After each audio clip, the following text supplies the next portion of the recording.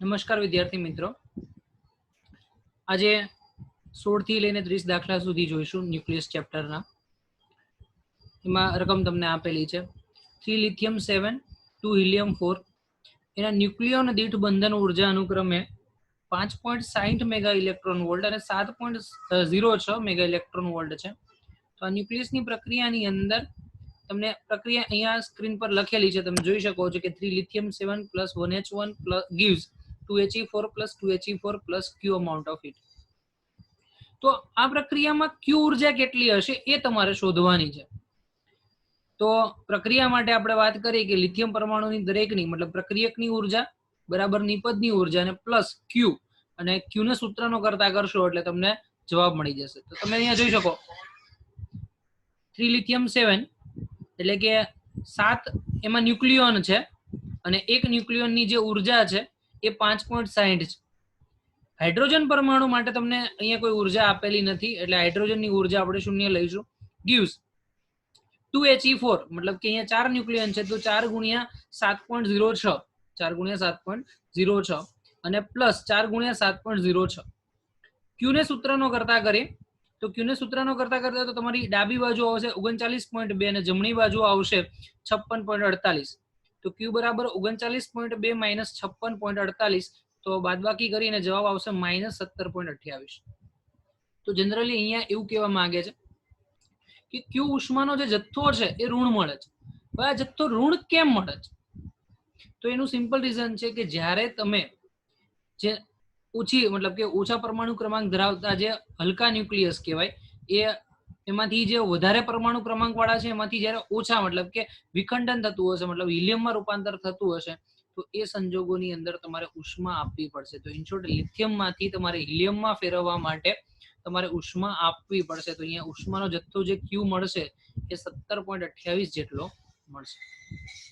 Next ક્વેશ્ચનમાં આપણે જોઈએ પ્રતિ ન્યુક્લિયર વિખંડન ઉત્સર્જિત ઉર્જા, મતલબ કે માની લો કે એક ન્યુક્લિયર વિખંડનની પ્રક્રિયા થાય છે તો એક વિખંડનની પ્રક્રિયામાં 200 મેગા ઇલેક્ટ્રોન વોલ્ટ ઉર્જા ઉત્પન્ન થાય છે. 10⁻20 વિખંડન પ્રતિ સેકન્ડ થતા, મતલબ કે તમારી પાસે એવું કીધું છે કે એક સેકન્ડની અંદર આવા ટોટલ 10⁻20 વિખંડન થાય છે. એક વિખંડનમાં 200, 10⁻20 જે તમને ઉર્જાનો જથ્થો મળે એ, તો ઉત્પન્ન થતો પાવર કેટલો હશે એ તમારે શોધવાનો છે. તો કેટલી પ્રક્રિયા થાય છે એક સેકન્ડમાં 10⁻20, એક પ્રક્રિયામાં કેટલો મળે 200, તો આપણે પાવર શોધીએ. તો અહીંયા લખો વિદ્યાર્થી મિત્રો કે પ્રતિ સેકન્ડે કેટલી વિખંડન પ્રક્રિયા થાય તો 10⁻20, અને પ્રત્યેક વિખંડિત ઉર્જા કેટલી મળે તો 200 મેગા ઇલેક્ટ્રોન વોલ્ટ. તો ઇન શોર્ટ આપણે લખી શકાય કે પ્રતિ સેકન્ડે ઉત્પન્ન થતો પાવર તો 10⁻20 ગુણ્યા 200 મેગા ઇલેક્ટ્રોન વોલ્ટ, 10⁻20 ગુણ્યા 200 મેગા ઇલેક્ટ્રોન વોલ્ટ બંનેનો આપણે ગુણાકાર કરવાનો, કારણ કે એક પ્રક્રિયા માટે તમને આપી દીધું અને 10⁻20 પ્રક્રિયા આવી થાય છે, વિખંડન 10⁻20 વખત થાય છે, તો બેનો ગુણાકાર કરો. તો 10⁻20 ગુણ્યા 200 ગુણ્યા મેગા એટલે 10⁻6 અને ઇલેક્ટ્રોન વોલ્ટ એટલે 1.6 ગુણ્યા 10⁻−19 જૂલ. સમગ્ર ગણતરી કરશો વિદ્યાર્થી મિત્રો તો 3.2 ગુણ્યા 10⁹ વોટ મળે છે. અહીંયા જવાબ જે મળે છે એ 3.2 ગુણ્યા 10⁹ વોટ મળે છે.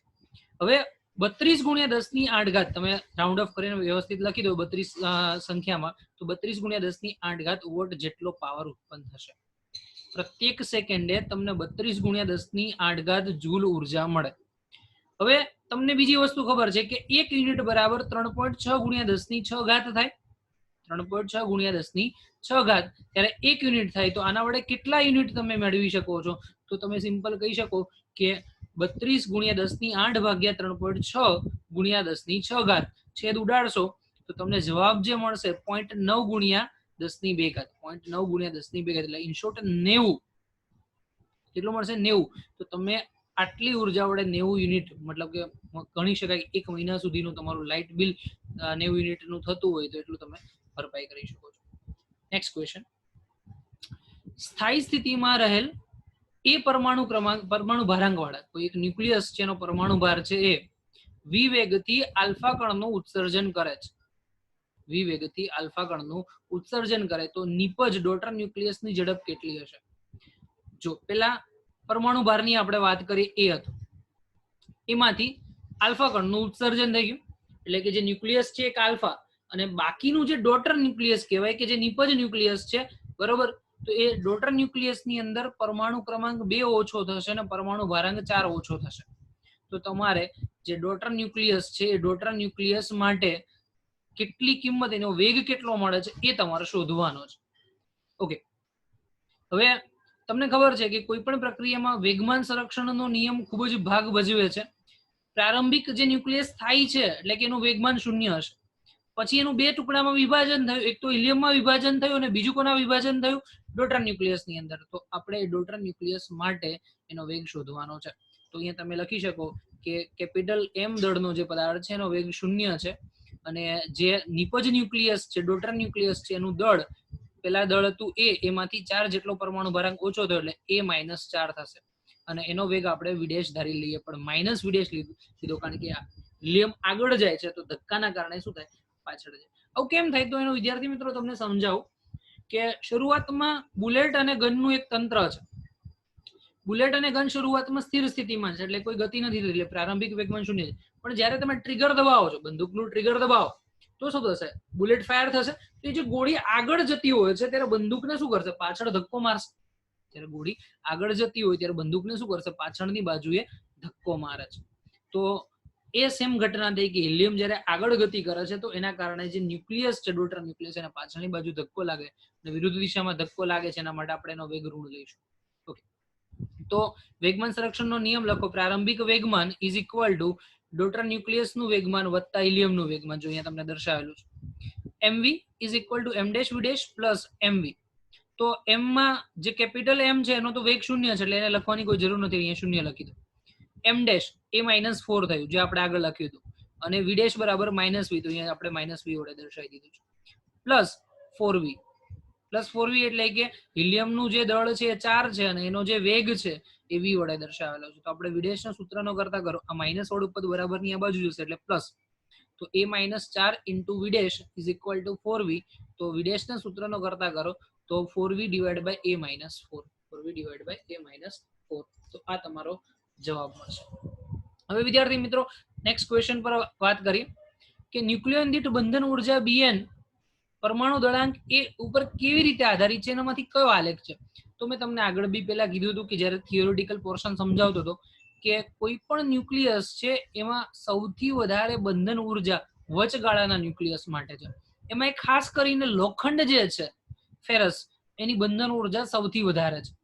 તો એમ કહી શકાય કે મેક્સિમમ બંધન ઉર્જા પૂછે તો લોખંડ માટે, અને લોખંડ માટે તમને એનો પરમાણુ ભાર આવડતો હોવો જોઈએ. તો એનો પરમાણુ ભાર, જે અણુભાર અહીંયા તમને દર્શાવેલો છે, 56 છે, એકમાં 124 છે, 96 અને 96. બેઝિકલી તમે કહી શકો કે શરૂઆતની અંદર જે હલકા ન્યુક્લિયસ છે ત્યાં બંધન ઉર્જા એકદમ ઓછી હશે, ધીમે ધીમે ધીમે વધતી જશે, લોખંડ આગળ મેક્સિમમ, અને ત્યારબાદ જે ભારે તત્વો છે એના માટે ઘટતી જશે. તમારો આન્સર આવશે એ, તમે સ્ક્રીન પર જોઈ શકો છો. નેક્સ્ટ ક્વેશ્ચન બહુ જ સિમ્પલ ક્વેશ્ચન છે. યુરેનિયમ 92238, જેમાં 92 પ્રોટોન અને 238 ન્યુક્લિયોન છે.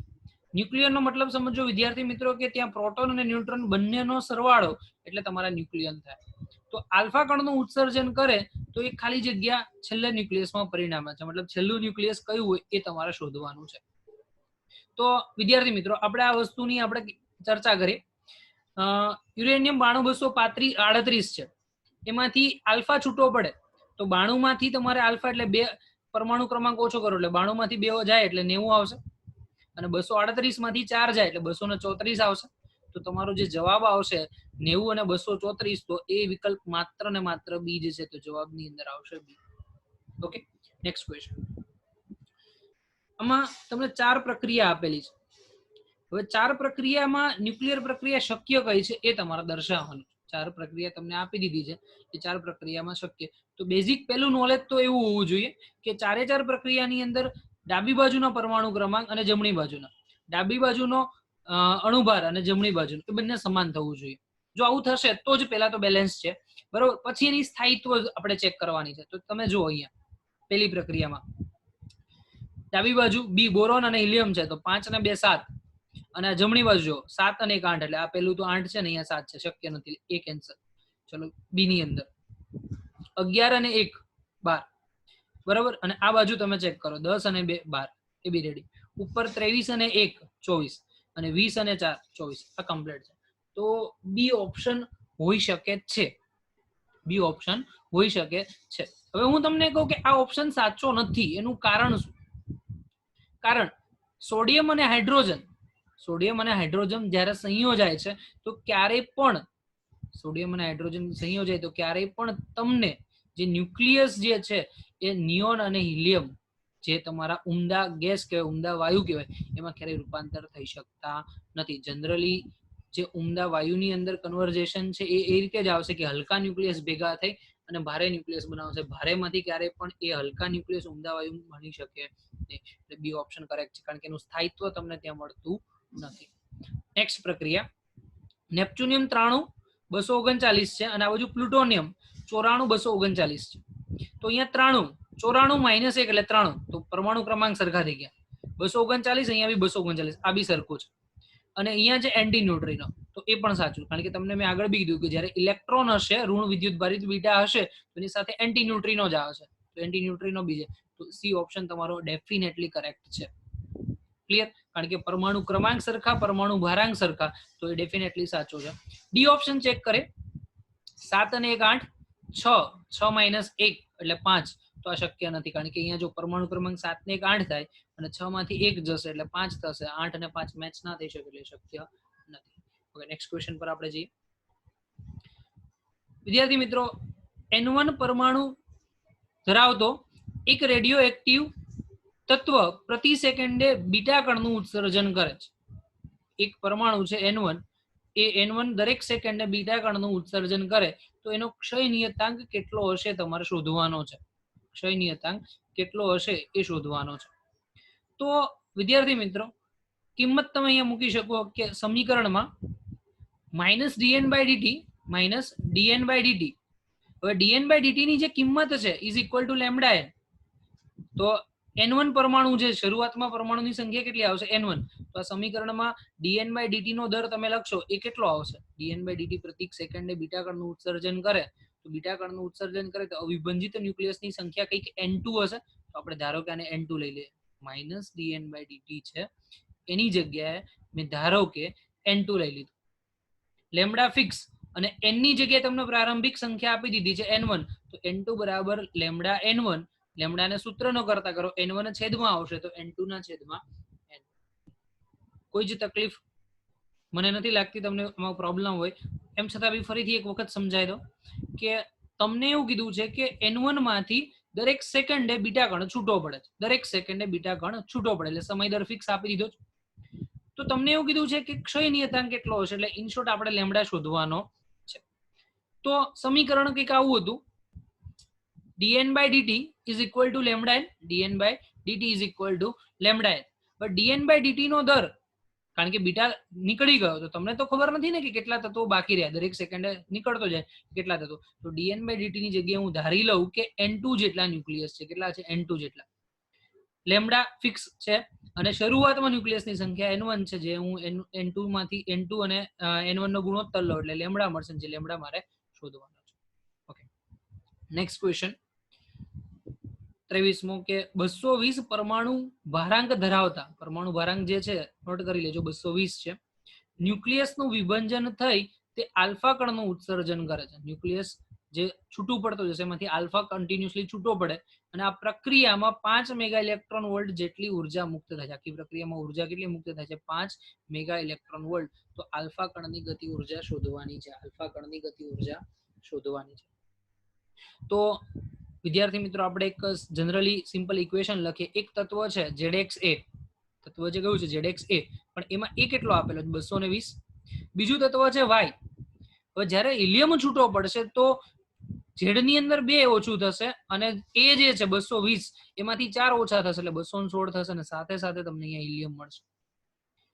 હવે વાત કરીએ તમારી આ બાજુની અંદર ગતિ ઉર્જાની ચર્ચા કરીએ. શરૂઆતમાં તો જે ન્યુક્લિયસ છે એ સ્થિર હશે, બરોબર. તો ગતિ ઉર્જા કોની અને કોની મળશે? સિમ્પલ વિદ્યાર્થી મિત્ર, ગતિ ઉર્જા તમને Y ન્યુક્લિયસની મળશે અને હિલિયમની મળશે. તો જો મેં અહીંયા લખ્યું કે ગતિ ઉર્જામાં 1/2 my vy નો square plus 1/2 4 into v alpha નો સ્ક્વેર. 4 કેમ? તો હિલિયમનું દળ 4 છે અને વી આલ્ફા જે છે તો વી આલ્ફા આલ્ફાનો વેગ છે તો એનો વર્ગ બરાબર 5 મેગા ઇલેક્ટ્રોન વોલ્ટ. કિંમત મૂકી દઈએ. 1/2 my ની કિંમત 216. વી ની કિંમત નથી ખબર. પ્લસ 1/2 4 વી આલ્ફાનો square is equal to 5 mega electron volt. હવે બીજો નિયમ તમને ખબર છે, વેગમાન સંરક્ષણનો નિયમ. વેગમાન સંરક્ષણનો નિયમમાં ખબર છે કે આલ્ફા કણનું વેગમાન બરાબર વાય કણનું વેગમાન, અને બંને વિરુદ્ધ દિશામાં હશે એટલે માઇનસમાં. તો my vy is equal to minus M alpha V alpha. તો વી ને સૂત્રનો કરતા કરો તો minus M alpha by M Y into V alpha minus M alpha divide by M Y into V alpha. આ કિંમત સમીકરણ 1 માં મૂકી દઈએ આપણે. સમીકરણ 1 માં તમે કિંમત મૂકશો તો V is equal to -4/216 into V alpha -4/216 into V alpha is equal to, આ કિંમત તમે મૂકશો 4 4 કેન્સલ તો અહીંયા આવશે 54, તો -1/54 વી આલ્ફા. ચલો, તો વી અને વી આલ્ફા વચ્ચેનો સંબંધ તમને અહીંયા મળી જાય છે, અને એ સંબંધની કિંમત હું ગતિ ઉર્જાનું જે સમીકરણ હતું ત્યાં મૂકી દઉં છું. તો 1/2 216 ગુણ્યા વી આલ્ફા છેદમાં 54 એનો વર્ગ વત્તા 1/2 4 કૌંસમાં વી આલ્ફાનો square into 5 mega electron volt.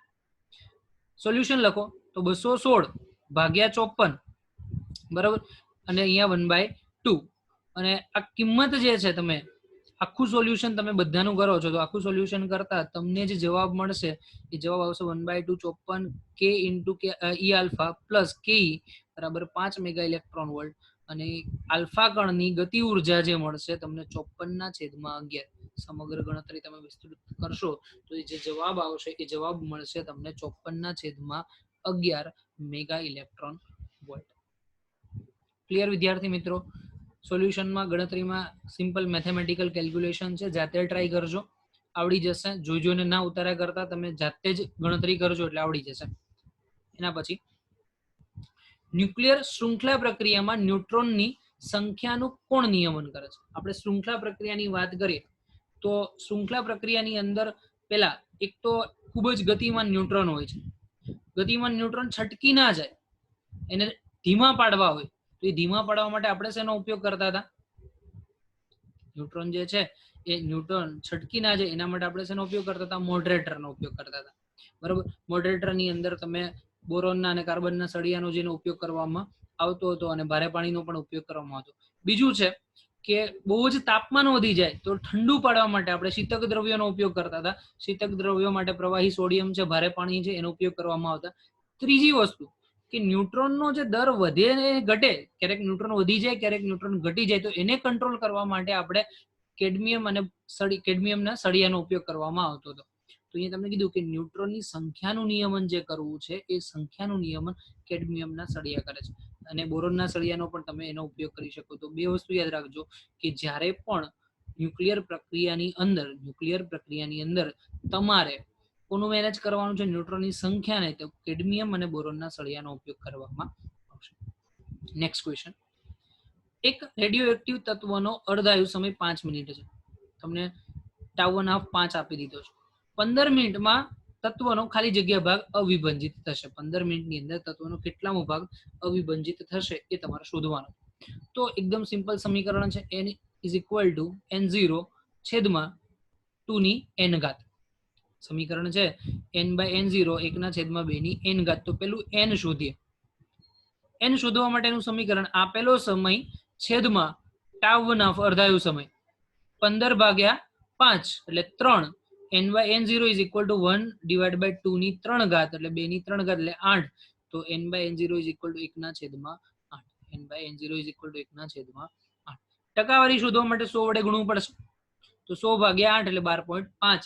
તો જ્યારે 5 મિનિટથી 15 મિનિટનો સમયનો તફાવત ચેન્જ થાય ત્યારે 12.5% ખાલી અવિભાજિત રહેશે. બાકીના જે છે 87.5% એ બધાનું વિભાજન થઈ ચૂક્યું હશે, મતલબ કે એનો ઉપયોગ થઈ ચૂક્યો હશે. એના પછી ઘણો જ સારો ઇમ્પોર્ટન્ટ લેવલનો દાખલો છે કે જે તમારે જનરલી પૂછવાની સંભાવના ખરી. એક રેડિયો એક્ટિવિટી T1 સમયે x અને T2 સમયે y છે. એકની એક્ટિવિટી x આપી છે અને બીજાની y આપેલી છે. જો નમૂનાનો સરેરાશ જીવનકાળ τ હોય તો T2 - T1 સમયમાં વિભાજન પામતા પરમાણુની સંખ્યા શોધવાની છે. કેટલા પરમાણુનું વિભાજન થશે એ સંખ્યા શોધવાની છે. તો જો ટી સમયે આપણે સમીકરણ એક્ટિવિટીનું શું લખતા હતા? I બરાબર લેમ્ડા એન. ટી સમયે એક્ટિવિટીનું સમીકરણ I બરાબર લેમ્ડા એન. તો T1 સમયે આપણે કેટલી એક્ટિવિટી છે? x છે, તો x બરાબર લેમ્ડા n1. x બરાબર લેમ્ડા n1. તો n1 ને સૂત્રનો કરતા કરો તો x ના છેદમાં લેમ્ડા. ચલો સેમ સમીકરણ T2 માટે લખો. તો T2 માટે સમીકરણ લખશો ત્યારે એક્ટિવિટી કેટલી બતાવે છે? y. તો y is equal to lambda n2. so n2 is equal to y divided by lambda. હવે સમયની બાદબાકી આપણે કરીએ તો સમયની બાદબાકી વધુ સમયમાંથી જ ઓછો સમય થાય. તો તમને અહીંયા T2 minus T1 આપ્યું છે એટલે T2 ઓબ્વિયસલી વધારે હશે અને T1 ઓછો હશે. તો T2 ગ્રેટર દેન T1 હોવાથી T2 ની કિંમત વધારે છે. તો N1 જે છે N1 એ N1 N2 કરતા વધારે છે. N1 is greater than N2. N1 ની સંખ્યા વધારે છે અને N2 ની સંખ્યા ઓછી છે. કેમ? તો એનું સિમ્પલ રીઝન છે કે લેમ્ડાના વ્યસ્ત પ્રમાણમાં છે. તો એ સંજોગોમાં N1 ની કિંમત વધારે, N2 ની કિંમત ઓછી.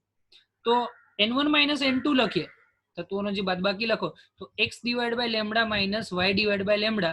તો lambda common x minus y divided by lambda કહી શકાય.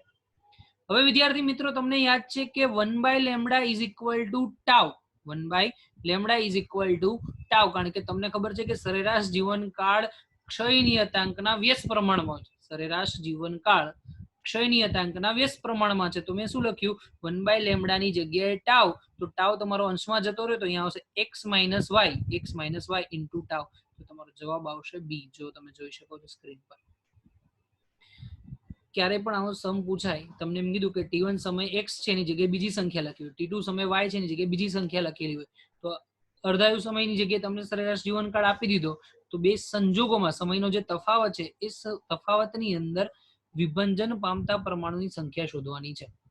તો કઈ રીતે શોધી શકાય? તો પહેલી વખત તમારા અણુ પરમાણુની સંખ્યા શોધો, બીજી વખત શોધો અને પછી બેની બાદબાકી કરી નાખો એટલે જવાબ મળી જશે. ખૂબ જ સરળ છે. સેકન્ડ આ પણ ઇમ્પોર્ટન્ટ ગણી શકાય.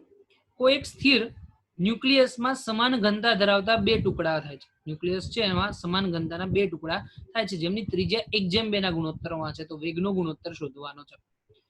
ક્યારે પણ ટુકડા થાય, ન્યુક્લિયસ છૂટા પડે તો એક નિયમ આંખો બંધ કરીને લખવાનો. કયો?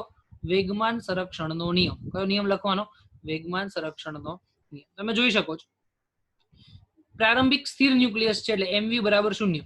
બે ટુકડા થાય તો m1 v1 plus m2 v2. જ્યાં v બરાબર 0, m1 જે છે એનો દળનો ગુણોત્તર તમારે મૂકવાનો થશે, બરાબર, અને v1 by v2 આપણે શોધવાનું છે. તો અહીંયા લખો m1 v1 plus m2 v2. હવે સદિશ સ્વરૂપે છે, આ બાજુ લખી નાખો તો શું થાય? m1 v1 minus m2 v2. તો m2 છેદમાં જાય તો m1 ના છેદમાં m2 is equal to v2 ના છેદમાં v1. પણ આગળ કેવું આવશે? માઇનસ. પણ આપણે તો વેગના મૂલ્યનો જ ગુણોત્તર જોઈએ છે તો એ પ્રમાણે માત્ર મૂલ્ય લખી દો. દળનું સૂત્ર લખો 4/3 pi r1 નો ઘન ઇન્ટુ રો.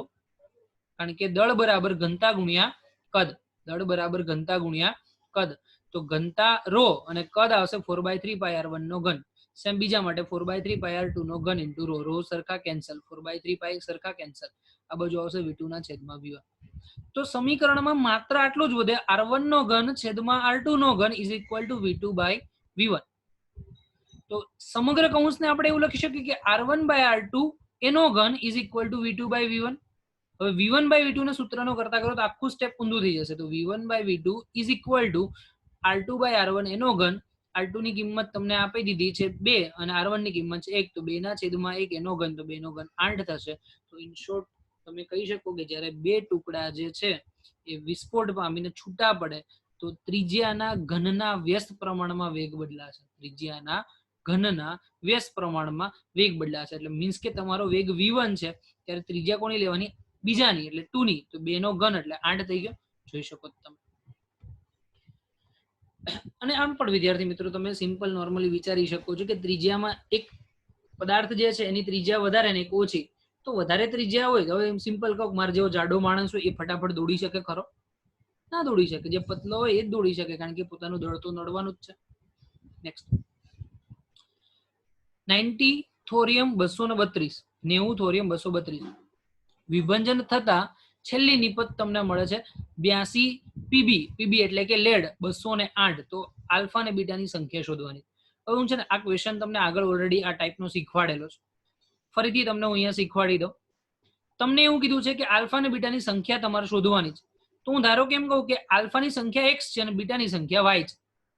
ધારો કે આલ્ફાની સંખ્યા x અને બીટાની સંખ્યા y, અથવા તો એવું ધારી લઈએ કે આલ્ફાની સંખ્યા m અને બીટાની સંખ્યા n, એવું પણ ધારી શકાય છે. ઓકે, ચલો આપણે સમીકરણ લખી દો. 90 થોરિયમ 232, એમાંથી તમને મળ્યું પીબી 82 208. પછી આલ્ફાની સંખ્યા m અને 2He4, આલ્ફાની જગ્યાએ શું લખાય 2He4. બીટાને માટે તમે શું લખી શકાય -1 ઈ 0 અને એની સંખ્યા n. અહીંયા લોકોએ ભૂલ કરેલી છે, આપણે ધ્યાન રાખજો, અહીંયા ભૂલ નથી કરવાની, અહીંયા આવશે n. ક્લિયર? ચલો સમીકરણ સરખાવો. તો મેં તમને કીધું હતું કે નીચેનો પેલા છેદ સરખાવો અને અંશ સરખાવો, મીન્સ કે પરમાણુ ક્રમાંક અને પરમાણુ ભારાંકને સરખાય. તો આપણે શરૂઆત કરીએ પરમાણુ ભારાંકથી. 232 પછી 208 વત્તા m × 4 એટલે 4m થશે. તો 208 પેલી બાજુ છે, 232 માંથી 208 માઇનસ કરો તો કેટલો આવશે જવાબ? 32 માંથી 8 માઇનસ કરો તો કેટલો જવાબ આવશે? 24 આવશે. તો આ બાજુ 24 અને આ બાજુ 4m, તો 4m બરાબર 24, તો m બરાબર છે, તો આલ્ફાની સંખ્યા 6 થાય. તો આપણી પાસે ઓપ્શન ખાલી બે જ છે, બી અને સી. ચલો હવે એમાંથી કયો સાચો એ ચેક કરી લઈએ.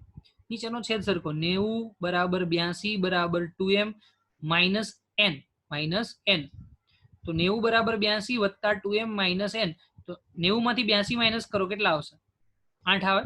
ઓકે, 2 × m, m ની કિંમત કેટલી મળી? 6, 6 દુ 12, કેટલા આવશે? 12 માઇનસ n. આ 12 ને 8 ની બાજુ ધકેલો તો 8 માઇનસ 12 એટલે કેટલા થઈ જશે? -4, અને આ બાજુ માઇનસ n, તો n બરાબર 4. तो जो सी ऑप्शन 6 અને 4 आई गया.